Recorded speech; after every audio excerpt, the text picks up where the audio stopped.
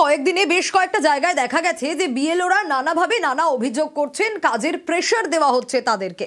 আর এবার কাজের চাপে বিএলও অসুস্থ হয়ে পড়লেন। বেলেঘাটায় কমিশনের বৈঠক চলছিল আর সেই সময়ই অসুস্থ হয়ে পড়েন। ঠিক কি ঘটেছে সান্নিক জানাতে পারবে আরো বিস্তারিত। সান্নিক, বেলেঘাটা বিধানসভা কেন্দ্রের 205 নম্বর পার্টের যিনি বিএলও অনিমেষ নন্দী, তিনি গত 3 দিন ধরেই অসুস্থ বলে তার পরিবার সূত্রে খবর। তা সত্ত্বেও তিনি তার উপর যে বিপুল কাজের চাপ, তাই নিয়ে তিনি যথেষ্ট বিপর্যস্ত ছিলেন এবং তাই নিয়ে মানসিকভাবেও তিনি যথেষ্ট টানাপোড়েনের মধ্যেই ছিলেন, তেমনটাই তার পরিবারের তরফে অভিযোগ করা হয়েছে। এবং এই গোটা ঘটনার পরে আজকে সকালবেলা যখন তাদের এই বুথ ভিত্তিক যারা অফিসাররা রয়েছেন তাদেরকে নিয়ে একটি বৈঠকের সিদ্ধান্ত যখন ইয়ারোর তরফে নেওয়া হয়, সেখানে তিনি প্রাথমিকভাবে যেতে পারবেন না জানালেও কাজের এতটাই চাপ ছিল সেখানে তাকে যেতে, কার্যত সেখানে উপস্থিত থাকতে তাকে বাধ্য হতে হয়। এবং সেখানে যাওয়ার পরে সেখানে তিনি ব্ল্যাক আউট হয়ে যান বলে অভিযোগ। এবং সেখানেই আরো যারা অন্যান্য বিএলওরা ছিলেন তারা তাকে নিয়ে একটি বেসরকারি নার্সিং হোমে বেলেঘাটায় ভর্তি করেন। এবং সেখানে ভর্তি হওয়ার পরে এখন তার শারীরিক অবস্থা স্থিতিশীল হলেও তাকে চিকিৎসকরা অবজারভেশনে রেখেছেন।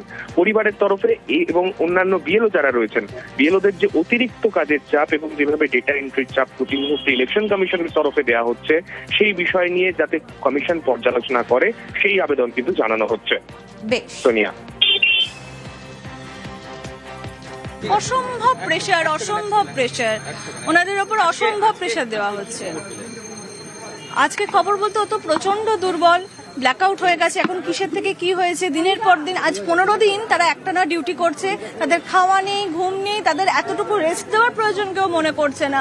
তার মধ্যে কাজ করা হচ্ছে মোবাইলে, কি ডেটা এন্ট্রির কাজ, তার মধ্যে কনস্ট্যান্টলি ভোটারদের ফোন আসছে, কি অন্যদিক থেকে চাপ আসছে যে এক্ষুনি করতে হবে। মানে সব মিলিয়ে খুব বাজে পরিস্থিতি। আজ সকাল থেকে ওনার শরীর অত্যন্ত খারাপ, কালকে রাতেও জ্বর ছিল, ওষুধ খেয়ে বারবার বলছিল আমি যেতে পারছি না, কিন্তু তারপরেও জোর করে নিয়ে আসা হয়েছে, যার ফলে এটা হয়েছে।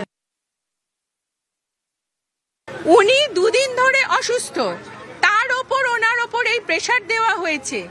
উনি এত প্রেশার নিতে পারেননি। আজকে এসে উনি যখন কাজ বুঝছেন, কাজ বুঝতে বুঝতে উনি অজ্ঞান হয়ে পড়ে গেছেন।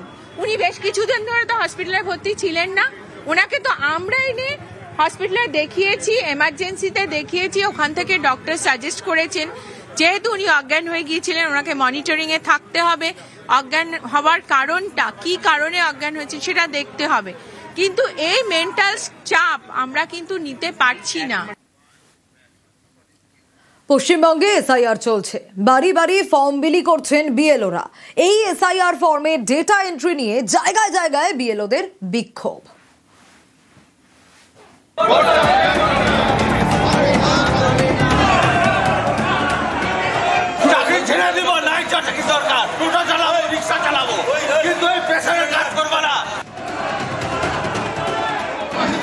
প্রত্যেকদিন একটা ভয় দেখিয়ে, জুজুর ভয় দেখিয়ে আমাদেরকে কাজ করতে বাধ্য করছে।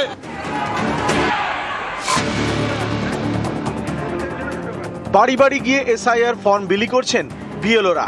ফর্ম ফিল আপ হয়ে গেলে তারাই সেগুলি জমা দেবেন ইআরও অর্থাৎ ইলেকটোরাল রেজিস্ট্রেশন অফিসারের কাছে। বিএলওদের দাবি, নির্বাচন কমিশন থেকে নতুন নির্দেশিকা এসেছে, তাতে বলা হয়েছে ফর্মের হার্ড কপি জমা করার পাশাপাশি প্রত্যেক ভোটারের এসআইআর ফর্মের তথ্য জমা করতে হবে কমিশনের বিএলও অ্যাপে।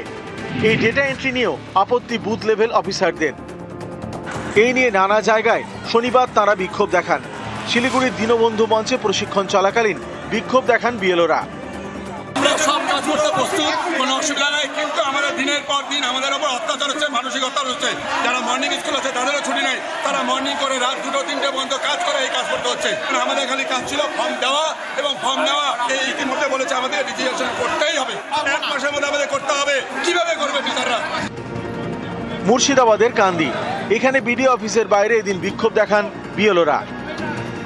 এনুমারেশন ফর্ম বিলি এবং তোলা, সেই কাজটা আমাদের করা হয়েছিল এবং আমরা সেটা যত সমস্যা প্রতিকূলতার সত্ত্বেও আমরা মেনে নিয়ে কাজটা করছিলাম।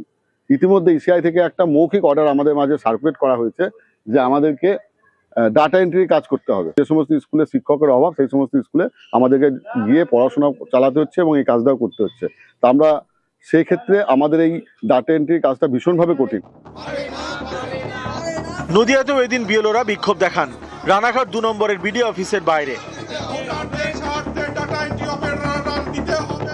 এতদিন পর্যন্ত যে গাইডলাইন ছিল যে ফর্মগুলো আমাদের ডিস্ট্রিবিউট করতে হবে এবং কালেক্ট করতে হবে, জমা নেওয়ার সঙ্গে বলছে যে বিএলও যে অ্যাপ আছে সেখানে প্রত্যেকটা ভোটারের পুরো ডাটাবেসটা এন্ট্রি করতে হবে। যার মানে কর্মক্ষেত্র আমরা যেহেতু অন ডিউটি দেওয়া হয়নি তাদেরকে সেই কাজ করতে হবে।